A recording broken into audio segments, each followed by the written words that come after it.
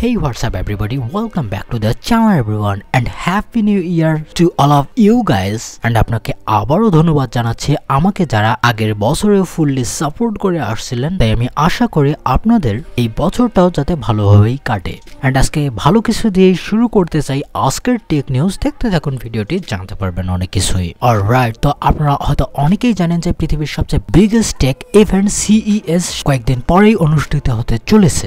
সেখানে আমরা অসাধারণ কিছু টেক প্রোডাক্ট দেখতে পারবো যেটা অবশ্যই আপনাকে উপকৃত করবে, কিন্তু আসার কয়েকদিন দেরি আছে। তার আগেই যদি আমরা অনেক কিছুই জানার চেষ্টা করি তো সেটি খারাপ কিসের। তো প্রথমত আমরা কথা বলবো এনভিডিয়ার কিছু লিক এবং রুমার নিয়ে। তো প্রথমত যদি আমরা এনভিডিয়াকে নিয়ে কথা বলি, তাদের যে RTX এর 40 ক্লাসের সুপার কার্ডগুলো আসার কথা, সেগুলো নিয়ে এর পূর্বেও আমরা অনেকবার চর্চা করেছি যে এর স্পেসিফিকেশন কেমন হবে, এর প্রাইসিং কিরকম হবে এবং এটা কবে আসবে। তবে এখানে আমি আপনাকে একটা ফাইনাল ব্লো দিতে চাচ্ছি, আর এটি হতে পারে আপনাদের জন্য super solid. By the way, বর্তমান সময়ে এনভিডিয়ার যে রেপুটেশন বিশেষ করে এই গ্রাফিক্স কার্ড মার্কেটে, সেটা একটু আলাদা রকমের ট্রিক করে। তবে এবার যেটা তারা করতে চলেছে হয়তোবা অনেক গেমারদের মন জোগাতে পারে, কারণ এবারের যে সুপার সিরিজে আপগ্রেডেবিলিটিটা আসছে সেটি অবশ্যই আপনাকে বিশেষ একটা প্রায়োরিটি দিবে কেনার জন্য। প্রথমত যদি RTX এর 4080 সুপারের কথা বলি, তো আগেরবারের তুলনায় প্রায় এখানে 5.3% স্কোর সংখ্যা বেড়ে যাবে, অর্থাৎ কোডা কোর।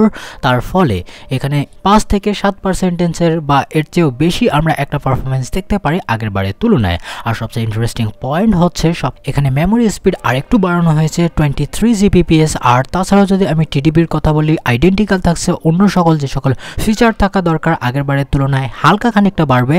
আর ইন্টারেস্টিং পয়েন্ট হচ্ছে এটার প্রাইস হয়তোবা অনেকটা কম হতে পারে, অর্থাৎ $1200 থেকে 1000-এও নেমে আসতে পারে। আর এটা 31 জানুয়ারি 2024 সালে আসতে পারে, যেটা অবশ্যই একটা ভালো বিষয়। এখন যদি আমরা RTX 4070 Ti সুপারের কথা বলি, তো এখানেও বিশাল একটা আপগ্রেডেবিলিটি আমরা দেখতে পারবো কোর এবং শেডিং সেকশনে, যেখানে 10% অর্থাৎ 768টা কোর আমরা এক্সট্রা দেখতে পারবো, যেখানে আগে ছিল 3380টা, এবার হবে 8448টা। আর এখানে আর একটা বিগেস্ট আপগ্রেডেবিলিটি হচ্ছে আগের বারের G6X 12GB থেকে এখানে 16GB-তে নিয়ে আসতে পারে, যেটা অবশ্যই একটা ভালো থিং, যেটা আসতে পারে 24 জানুয়ারি 2024। অ্যান্ড যদি আমি কথা বলি RTX 4070 সুপারের, তো সেক্ষেত্রে আমরা 21.7% কোর ইনক্রিজ দেখতে পারি। সাধারণ যে সকল বিষয় আছে সব কিছুই ঠিকঠাকই আছে। এখানে TDP 20 ওয়াট বাড়ানো হয়েছে, অর্থাৎ এখানে যেহেতু কোর কাউন্ট অনেক বেড়ে যাচ্ছে, তো এটা ঠিকঠাকই আমি বলবো। আর যদি এখানে আসার কথা বলি, তো জানুয়ারির 17 তারিখে এটা আসতে পারে উইথ ভালো প্রাইসিংয়ের সাথে। এরকমটা যদি আসলেই হয়ে থাকে, এটা আসলেই বেস্ট একটা অপশন হতে পারে এনভিডিয়ার জন্য। শুধু তাই না, এখানে যদি আমি তাদের বাজেট সেগমেন্টের কথা বলি, যদিও সেটা বাংলাদেশে বাজেট বলা যায় না, RTX এর 3050-র মতো গ্রাফিক্স কার্ড 6GB সাথে নিয়ে আসতে পারে উইথ অনেকটা ডাইকে আর একটু শ্রিঙ্ক করে বা কাট ডাউন করে। আমি জানি না তারা এরকমটা কেন করছে। তবে হ্যাঁ, একটা কথা আছে না, নাই মামার চেয়ে কানা মামা ভালো। তো সেক্ষেত্রে যদি আমরা 22 থেকে 25,000 টাকার মধ্যে এরকম একটা graphics card pi, as it is আপনারা স্পেক দেখে নিতে পারেন, তো সেক্ষেত্রে এনভিডিয়া এবং গেমারদের জন্য অনেক সুবিধা হতো। আর একটা বিষয় আপনাদেরকে মেনশন করে দিই, এই যে RTX এর সুপার কার্ডগুলো হবে, এগুলো সকল AIB অলরেডি কোথাও না কোথাও দেখানো শুরু করে দিয়েছে এর ঝলক, এবং অনেক কোম্পানি তো লিস্টে করে দিয়েছে। তারপরের যে নিউজটি আসছে সেটি মূলত এনভিডিয়া এবং চায়নাকে কেন্দ্র করে। আপনারা জানেন RTX এর 4090 নর্মাল যে এডিশন, সেটি বিক্রিতে বন্ধ বা রেস্ট্রিকশন দিয়ে দিয়েছে চায়নার মার্কেটে। তো তাই তারা নতুনভাবে RTX এর 4090D কে নিয়ে এসেছে।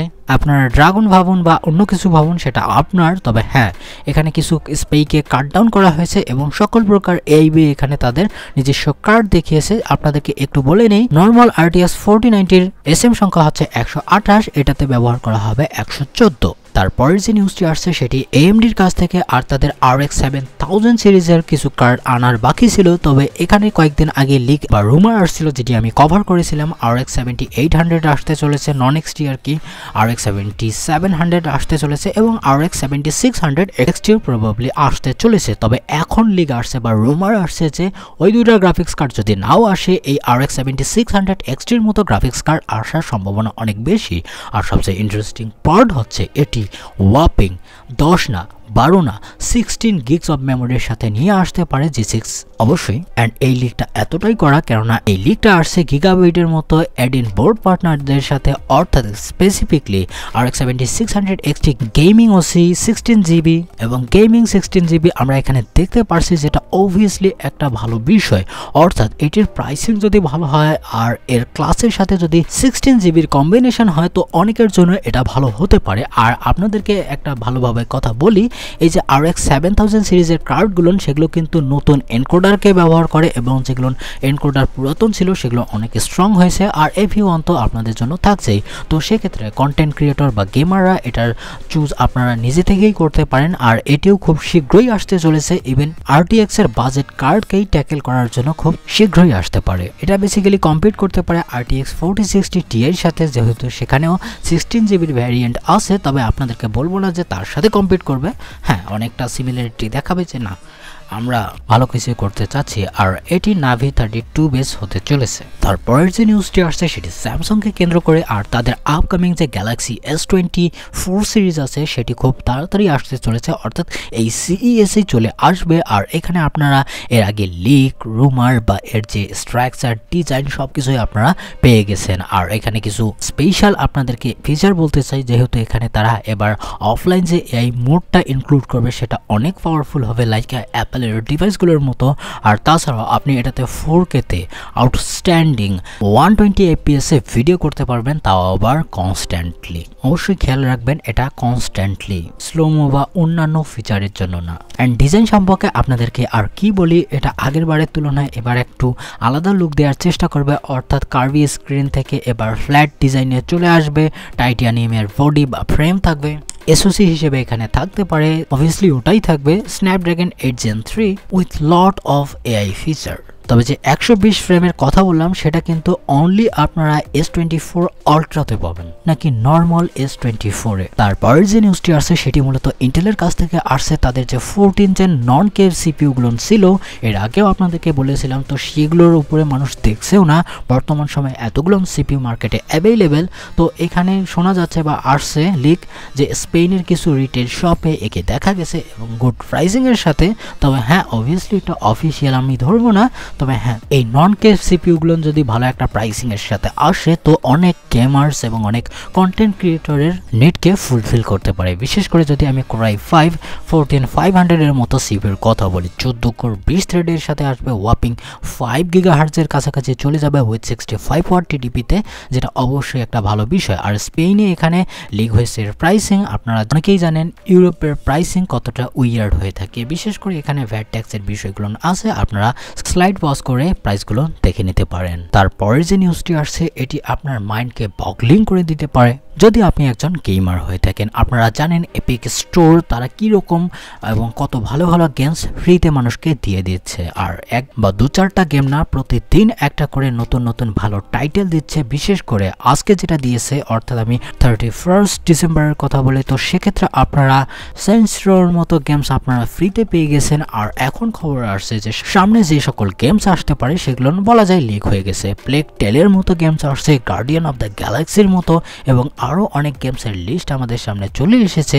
আমি জানি না এটা কতদূর সম্ভব এবং সত্য, তবে হ্যাঁ এই পুরো সপ্তাহে এপিক সবাইকেই ভালো কিছু দেওয়ার চিন্তা ভাবনা করছে। আপনারাও লুটে নিন, যেটাই ফ্রি দেখ না কেন।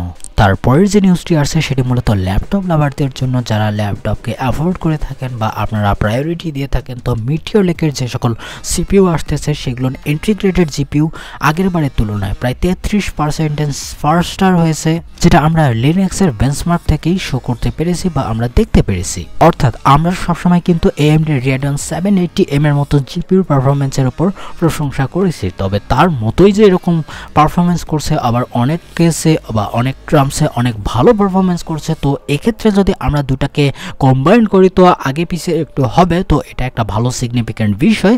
যদি আপনি ল্যাপটপের মধ্যে extra dedicated graphics card afford করতে না পারেন বা নিতে না চান, তো সেক্ষেত্রে আপনাকে অনেক জায়গায় এটা হেল্প করবে। অর্থাৎ আপনাকে যে কোনো ধরনের টাইটেল আপনাকে ডিসেন্টভাবেই খেলিয়ে দেবে, হেভি টাইটেলগুলো, এবং ভালোভাবেই খেলতে পারবেন স্পোর্ট টাইটেল। আর তাছাড়াও যদি আপনি প্রোডাক্টিভ কাজ করে থাকেন, ভিডিও এডিটিং থেকে শুরু করে যে সকল কমপ্লেক্স কাজ আছে, 1 লাখের ল্যাপটপে যেটা যেটা আপনারা করতে পারেন সেক্ষেত্রে এটাও আপনি পেয়ে যেতে পারেন আইজিপির সাথে। অ্যান্ড শেষের যদি নিউজের কথা বলি তো এটি এক্সট্রিমলি হাইটেক এবং অবসিডিয়ান কাটিং এজ আমরা বলতেই পারি। আর এটি আসছে টিএসএমসির কাছ থেকে, তারা ওয়ার্ক করছে 1 ন্যানোমিটার ক্লাস ম্যানুফ্যাকচারিং এর উপর, যেটা অবভিয়াসলি এটা একটা বিশাল জাম্প হতে পারে এই কয়েক বছরের মধ্যে এবং টেক ইন্ডাস্ট্রিতে। আর তারা ফিট করতে চাচ্ছে ওয়াপিং 1 ট্রিলিয়ন ট্রানজিস্টর একটা প্যাকেজের মধ্যে, অর্থাৎ এটি কিন্তু প্যাকেজের মধ্যেই সীমাবদ্ধ থাকবে, অর্থাৎ স্ট্যাকিং করে বা চিপলেট এক জায়গায় একত্রিত করে এটা করা সম্ভব। তবে হ্যাঁ, এখানে আর একটা আপনাকে কমপ্লিমেন্ট দিয়ে দিই,